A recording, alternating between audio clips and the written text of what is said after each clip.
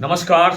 खेत खजाना में आपका स्वागत है। आज दिसंबर महीने की 2 तारीख है और दिन है मंगलवार। सबसे पहले आज बात करते हैं कि सरकार ने भारत की सरकार ने एक आंकड़ा जारी किया है।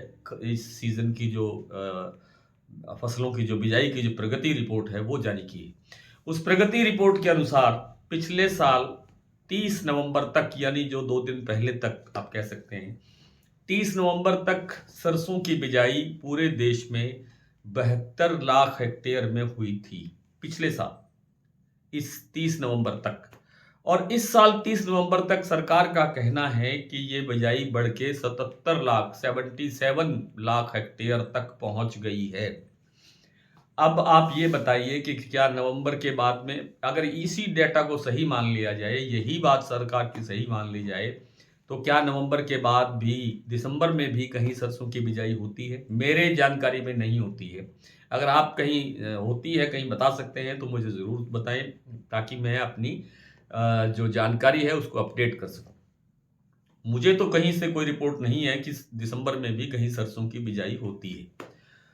और सरसों की बिजाई सरकार का ये कहना है कि 77 लाख हेक्टेयर में हो गई है। पिछले साल ये इस अवधि तक 72 लाख हेक्टेयर में हुई थी। अप्रॉक्सीमेट, लगभग, थोड़ा बहुत एक आध प्रतिशत ऊपर नीचे हो सकता है। और अगर इस डेटा को सही मान लिया जाए तो भी ये जो बिजाई है वो पिछले कई वर्षों की तुलना में काफ़ी कम है।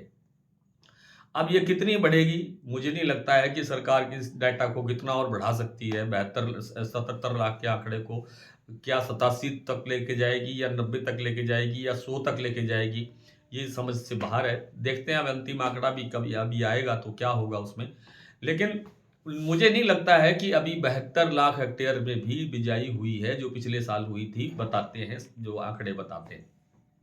तो 72 लाख हेक्टेयर मुझे लगता नहीं है कि इस साल अभी तक हो पाई है, क्योंकि सरकार के जो रिपोर्ट करने वाले लोग हैं वो ये खुद मानते हैं कि अधिकांश क्षेत्रों के अंदर जलभराव की स्थिति रहने से कई क्षेत्रों में जो बेमौसमी बारिश होने के कारण बिजाई प्रभावित हुई है। और सबसे ज़्यादा जो सबसे बड़ा कारण बना है इस बार सरसों बिजाई घटने का, वो कारण बना है गेहूं के भाव में तेजी, चना के भाव में तेजी, और इनका रकबा बढ़ गया है। गेहूं का रकबा काफ़ी बढ़ा है, चने का रकबा काफ़ी बढ़ा है, तो वो घट के उसने सरसों के रकबे को कवर किया है। तो सरसों इस बार काफ़ी कमज़ोर दिखाई देती है बिजाई की दृष्टि से।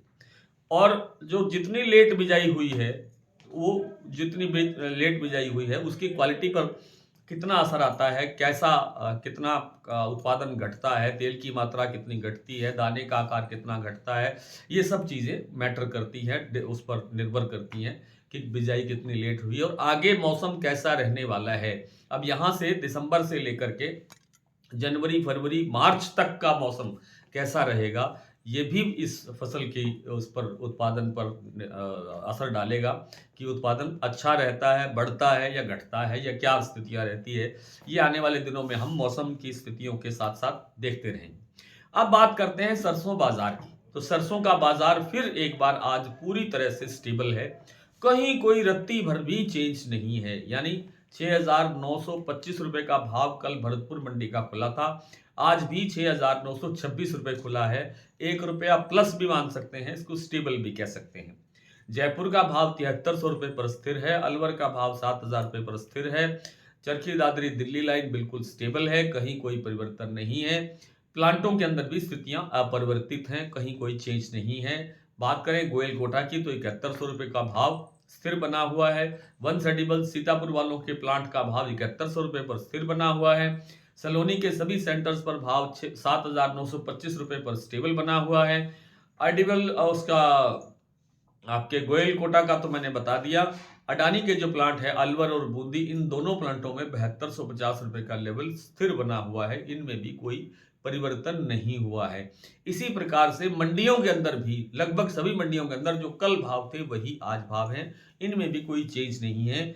आप कह सकते हैं कि सुमेरपुर मंडी का भाव थोड़ा सा कमजोर हुआ है। कल 7350 रुपए का भाव था, आज 7340 रुपए का भाव है। तो इतना परिवर्तन किसी और मंडी में भी देखने को मिल सकता है, लेकिन इससे ज्यादा कोई चीज आज नहीं है। इसलिए आज भी एक एक मंडी के भाव पर चर्चा करने के बजाय मैं समझता हूं कि इसको यहीं विराम देना चाहिए। कल आपसे फिर मुलाकात करने का प्रयत्न करूंगा। तब तक के लिए नमस्कार।